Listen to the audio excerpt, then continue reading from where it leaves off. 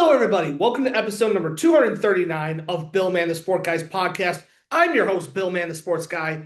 For the latest weekly news of the NFL, NBA, MLB, NHL, college sports, WNBA, this is the podcast to be. So, we do got a couple hockey trades to talk about. We got some more Major League Baseball signings to talk about. But we're also going to do the NFL Weekly Power Rankings. Don't you worry. However, we are going to talk about an NFL team at this moment, and it involves the Chicago Bears. Yes, I'm well aware the Chicago Bears beat the Green Bay Packers by a score of 22-16 in overtime. But that's not why we're going to talk about the Bears.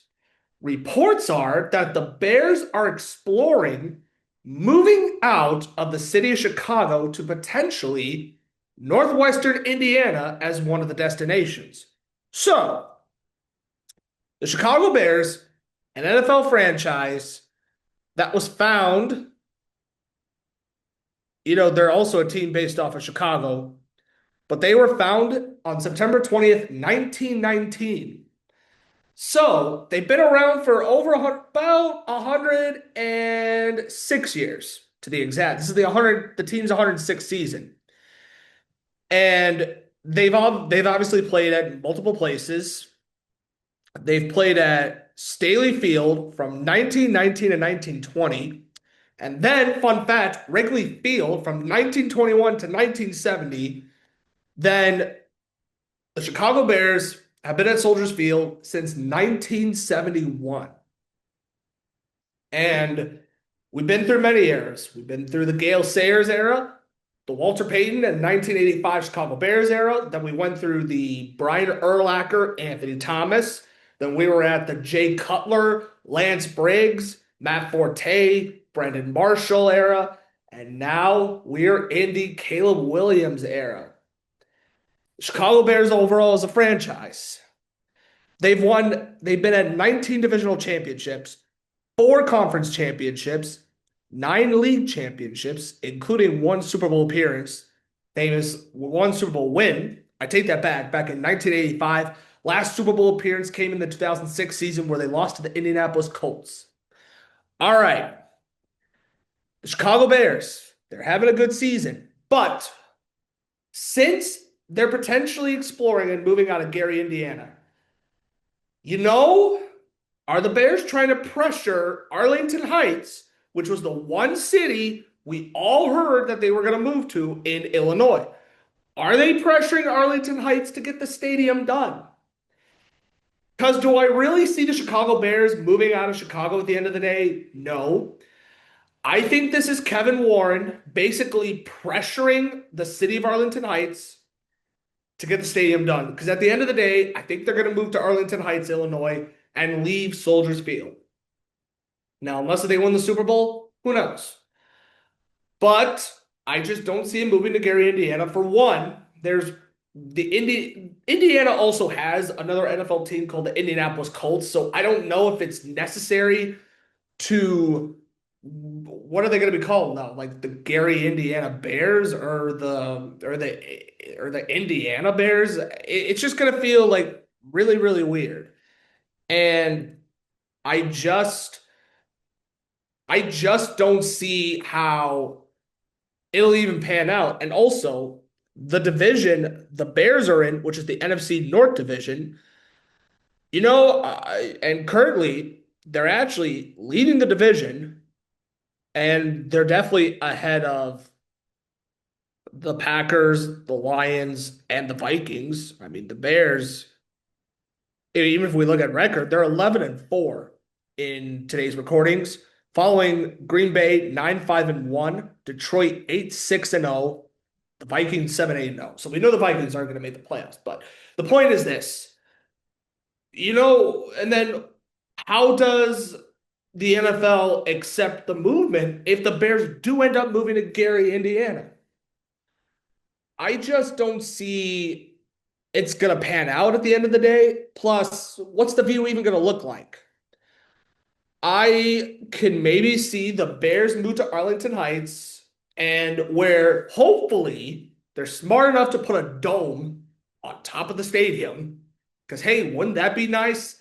get out of the freezing, windy city weather, go inside to the new stadium in Arlington Heights, and then and then it's warm and cozy, like 70, 75 degrees. At least the Indianapolis Colts were smart about that. But I just don't see it happening at the end of the day. Right now, the Bears' priority should be if I'm the Bears, priority first should be try go on a deep playoff run, win the Super Bowl. The last time the Bears truly made the playoffs was 2018. I know they made it in 2020, but they lost like in the wild card game to the New Orleans Saints during the weird 2020 season. But also, and then they also made the playoffs in 2010, lost to the Green Bay Packers. They made it in 2006, lost to the Indianapolis Colts in the Super Bowl. But then after that, not a lot of playoff appearances since 1985. But the point is, I just don't see it work out at the end of the day because I can't see management wanting to move the Bears out of Chicago. Now, Arlington Heights, I still think that's a possibility, but also traffic is very iffy in the city of Chicago. So let me know your thoughts about that, Bear fans. Are the Chicago Bears going to move out of Chicago, possibly to Gary, Indiana, or are they technically, I'm going to put in quotation marks, stay in Illinois, but move to a different city like Arlington Heights, for example? You guys can always let me know your thoughts and opinions on Twitter at Billman Sports, Instagram at Billman Sports Guy, and here on YouTube at Billman Sports Guy. All right, let's go over the hockey team. The hockey object we're gonna discuss today, which is the Buffalo Sabres. Wow, for a team that currently has the longest playoff drought in NHL history right now at 15 years, currently up to date. However, at the time of this recording, the Buffalo Sabres do play tonight at 6 p.m. Obviously, the game's going to be over by the time the episode comes out against the New Jersey Devils in New Jersey. And also, at the time of this recording, the Sabres are 16-14-4, seventh in the Atlantic Division, Eastern Division. Now, obviously, the Eastern Division is literally stacked. And why am I going to talk about the Sabres? Because Kevin Adams has been fired. Jarmo Kekalainen, who was the former general manager of the Columbus Blue Jackets, will now be taking over general manager duties for the Buffalo Sabres. And also, Mark Bergevin is going to be his assistant general manager. At this point, the Sabres, if there's an NHL team that needs a redo, like more than anything on earth, it's the Buffalo Sabres. And like I said earlier, currently, longest active playoff drought. They have not made the playoffs since 2011. Some of you guys, including myself, did not even touch middle school by the time the Sabres made the postseason. Since then, no playoffs whatsoever. And obviously, the Sabres have young, exciting players. They got Owen Power. They got Alex Tuck, Alex Lyon, Tage Thompson, Josh Norris, Rasmus Dahlin, Josh Doan, who they got over the offseason, Zach Benson, Ryan McLeod, Bowen Byram, Ukko-Pekka Laitinen, Michael Kesselring, Jack Quinn. I could go on. Exciting young team, and assuming if the Sabres don't make the playoffs, this will be the 15th year in a row that they did not make the playoffs. And at this point, I really don't know what the Sabres can also do. Yeah, keep changing head coaches, general managers, all you want, but at this point, when can we finally say, hey, the Sabres are good. They're going to make it to the playoffs? I don't know. I really don't have an answer. I mean, sure, keep Rasmus Dahlin, longest tenure, I believe up to date, and Tage Thompson. There's even rumors that Alex Lyon could be on the block. Will they trade him? Probably. What team? I don't know. So I really don't know what to think of the Sabres. Do I think Urho Kekalainen will do good in Buffalo? Yes. But is he going to get him to the playoffs? I hope so. Is he going to take him to a Stanley Cup? I think that's a far reach because, first of all, let's make the playoffs, first and foremost, if you're the Buffalo Sabres. So let me know. What do the Sabres need to do to get to the postseason. I mean, they got to start taking notes from the Buffalo Bills because they've been making the playoffs, but I mean, they might go on a deep playoff run this year since they won't have Patrick Mahomes and the Kansas City Chiefs to deal with. Alrighty, we're going to do some Major League Baseball free agency signings, including one that actually happened today. So let's go over. Ooh, we got five that made it. The Los Angeles Angels have signed Drew Pomeranz to a 1-year, $4 million contract. You know, he last pitched in the major league 4 years ago, and he actually did fine for the Chicago Cubs. Had a 2.17 ERA, 107 WHIP. So honestly, good veteran bullpen for the Angels. Adrian Hauser signs a 2-year, $22 million contract with the San Francisco Giants. Perfectly fine with it. I think he's going to do well in San Francisco and pitch in a friendly ballpark in Oracle Park. Obviously, Adrian Hauser did really well with the Chicago White Sox, but struggled when he got traded to the Tampa Bay Rays. But I think the Giants are going to figure him out. I have faith in them. Brad Keller is going to the Philadelphia Phillies on a 2-year, $22 million contract. The Phillies, who I believe will be a World Series contender next season, I think they just got better help in the bullpen by adding Brad Keller. Brad Keller, who had a really good year with the Chicago Cubs, I think he'll keep it up with the Philadelphia Eagles. The New York Mets have signed Luke Weaver to a 2-year, $22 million contract. Solid signing. I think he'll be a good veteran bullpen piece for the New York Mets. Michael King is staying in San Diego on a 3-year, $75 million contract. You know, the Padres did lose Dylan Cease in the offseason to the Toronto Blue Jays. So this is basically the Padres saying, we need major baseball caliber pitching. So bringing back Michael King makes a ton of sense. The Kansas City Royals have acquired Matt Strahm from the Philadelphia Phillies in exchange for Jonathan Baldwin. Strahm going back to a team that he is familiar with. And before they trade him back in 2017, I like this move a lot. I think he's going to end up doing pretty good in in Kansas City. I'm sorry. There was a 3-team trade to talk about. The Pittsburgh Pirates have acquired Brandon Lowe in a 3-team, 6-player trade. So the Pirates are getting Brandon Lowe, Jake Mangan, and pitcher Mason Montgomery. And it's going to send Jacob Melton, pitcher Anderson Brito to the Tampa Bay Rays, and plus starting pitcher Mike Burrows to the Houston Astros. So Burrow, good pitching help for the Astros. And as for Melton and Brito, they're going to be good for the Rays, and then they can always flip them at the deadline. And then, you know, as for Brandon Lowe, good solid second baseman. He can really hit. So Pittsburgh desperately needs hitting, and this is actually a good step so far for the Pittsburgh Pirates. Speaking of the Tampa Bay Rays, they traded pitcher Shane Baz to the Baltimore Orioles for catcher Strayburn, or outfielder Slater DeBurns, catcher Cattery Broadline, pitcher Michael Forret, Brody and DeBrun and Strayburn. I think they're going to do fine for Tampa Bay. Again, Tampa Bay has done really well with development prospects, so I think they're going to do really well, and I like this move a lot.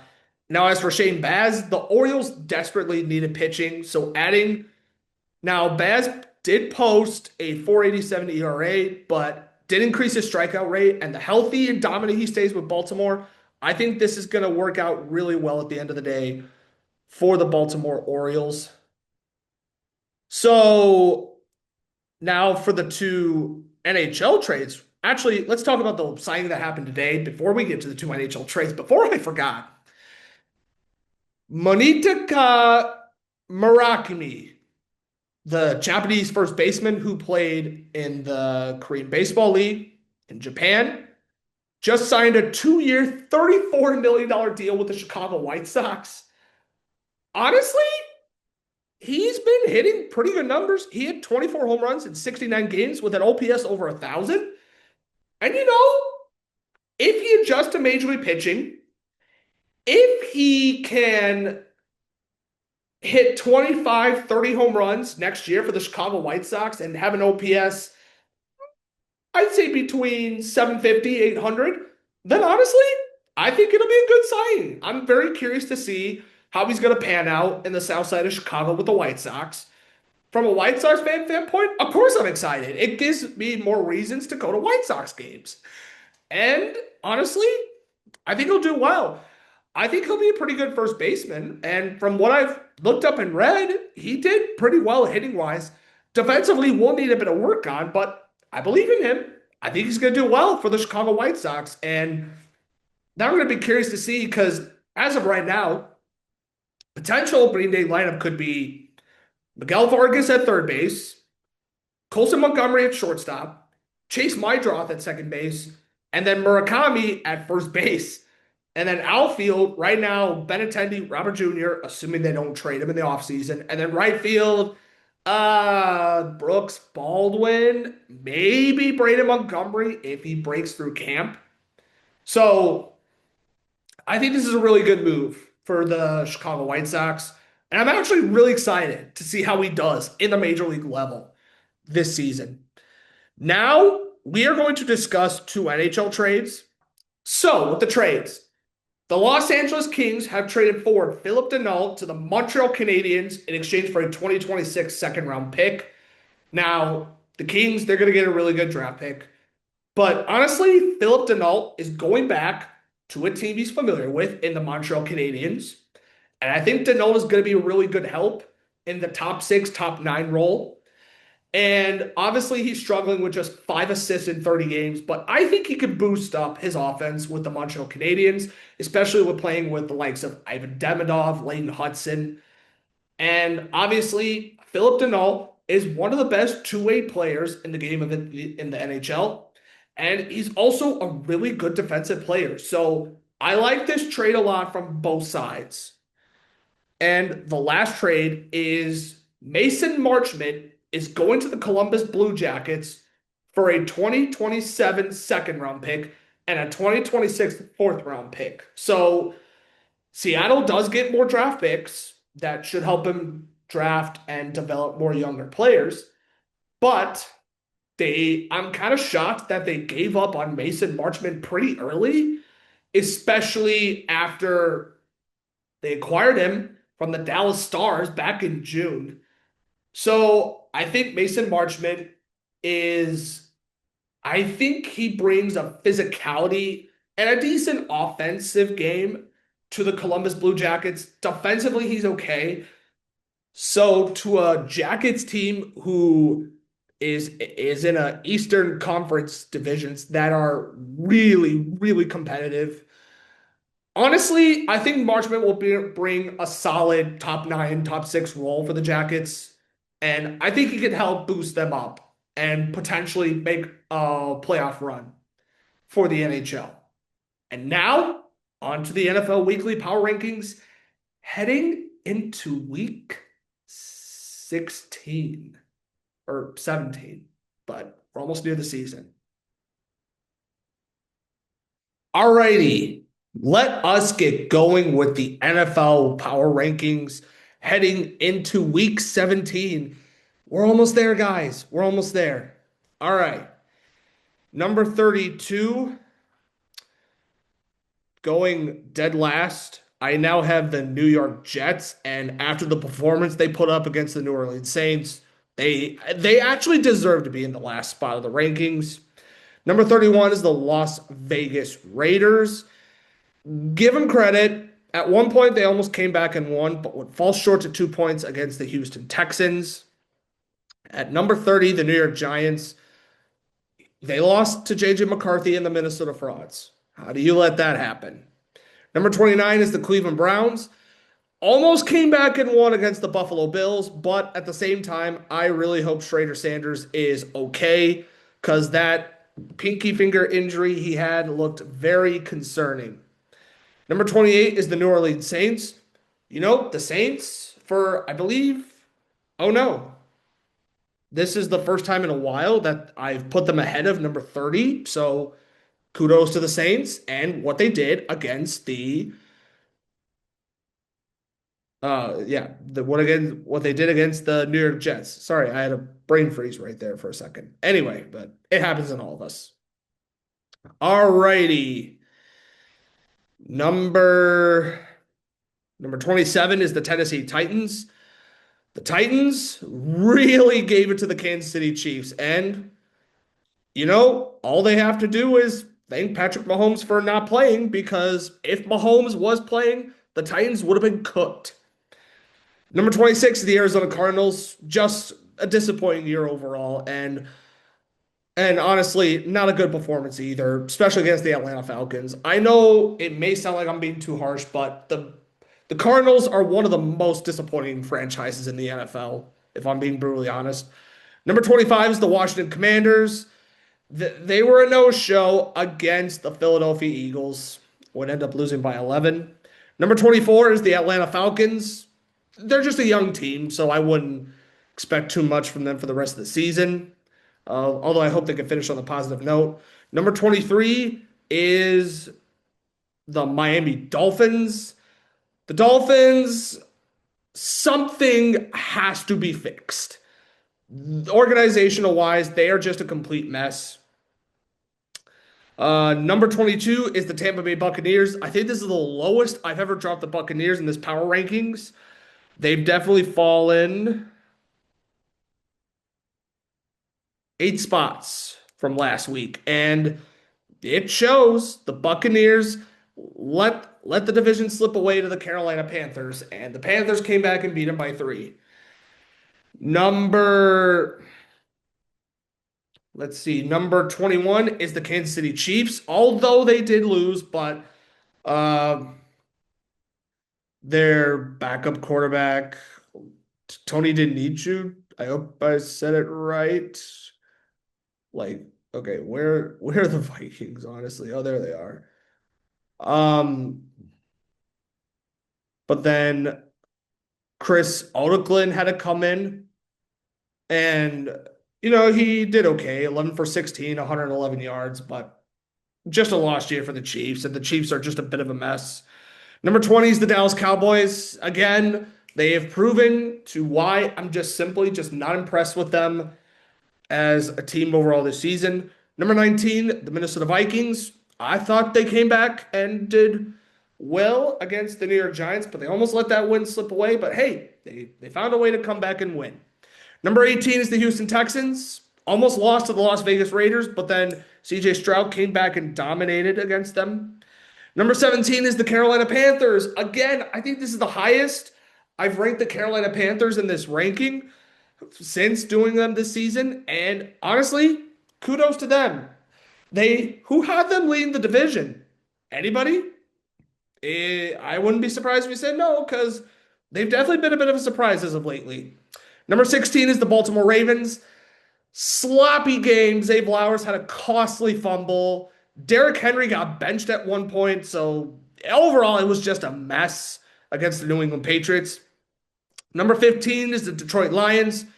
Came back, but fall short, and then would end up losing the game against the Pittsburgh Steelers, which, speaking of the Pittsburgh Steelers, they stay at number 14 on my power rankings. They actually go down by 1 spot compared to last week. And honestly, the Steelers, they fought back and won. And I think this is the 26th season in a row that Mike Tomlin and the Steelers have not finished below 500. So kind of an impressive record, not going to lie.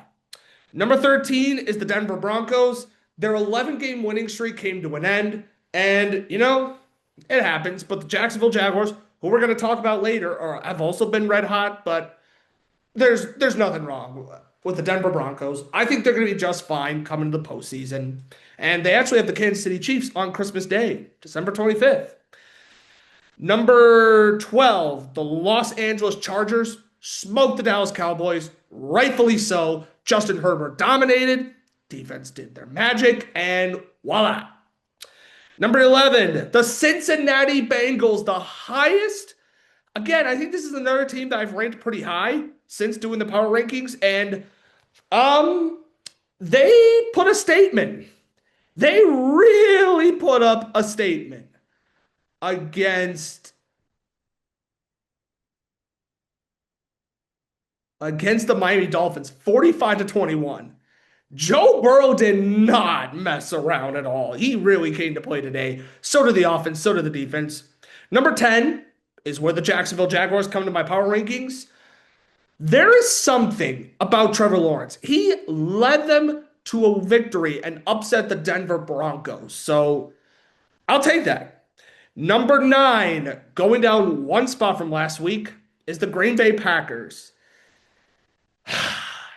Good game, Bear fans. Good game. I'll give you that. The Packers, offensively, were all over the place. Defensively, they were fine until the fourth quarter.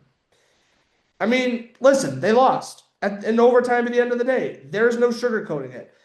DJ Moore definitely made Nixon look very silly in overtime, especially after Nixon laying a big hit on DJ Moore earlier in the game. But hey, I thought Malik Willis stepped up after Jordan Love got hurt. Hope he's okay. If I'm the Packers, I would not start him until the postseason. Uh, Romeo Dobbs had a fine game, although did not receive the onside kick return. I apologize to all Packer fans that I have to remind us all about 2014. If I were to pick a Green Bay Packer loss that still haunts me to this day, it is the 2014 playoffs against the Seattle Seahawks.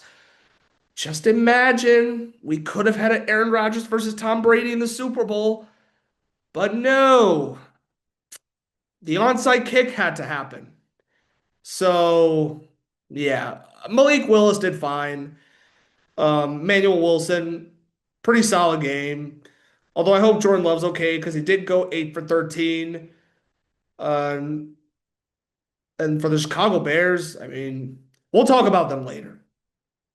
But yeah, I had to really bump down Green Bay after that embarrassing overtime loss to the Bears. Number seven is the New England Patriots. Came back and won against the Baltimore Ravens. Drake May looked okay. The offense was a little all over the place. Same with the defense at times, but they still found a way to win at the end of the day. Number six is the Indianapolis Colts. Just not a really great game against the San Francisco 49ers. And it basically shows it. So but at the same time, Phillip Rivers came back and is the starting quarterback. So it happens. But we just hope the Colts get hot come postseason time in their 48-27 loss to the 49ers. Number five is the Los Angeles Rams. Crazy game against the Seattle Seahawks. Almost won, but the 2-point conversion came back and bite the Rams and the you know what. Yeah, that was a really entertaining game. Number four is the Buffalo Bills. Almost blew it against the Cleveland Browns, but at the end of the day, they still won, so I have to leave them there. Number three is the San Francisco 49ers. I thought they left a statement against the Indianapolis Colts. Brock Purdy threw like 3 touchdowns in the first half, and then I believe 2 more in the second half. Like his overall stats, threw for 5 touchdowns, but he did throw an interception. Phillip Rivers did throw for 2 against the Colts. Christian McCaffrey, 117 yards, looking like vintage. McCaffrey. George Kittle, 115 yards, looking pretty healthy, so that's that. Number 2, I know what you're all thinking. Where did Bill Mann rank the Chicago Bears? Well, they come to number 2 in my power rankings.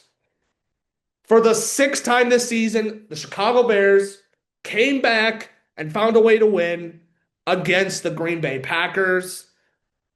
Caleb Williams, after falling asleep for 3 quarters, Caleb Williams came back and won, going 19 for 34, threw for 250 yards, threw 2 touchdowns, no interceptions. He did not get sacked.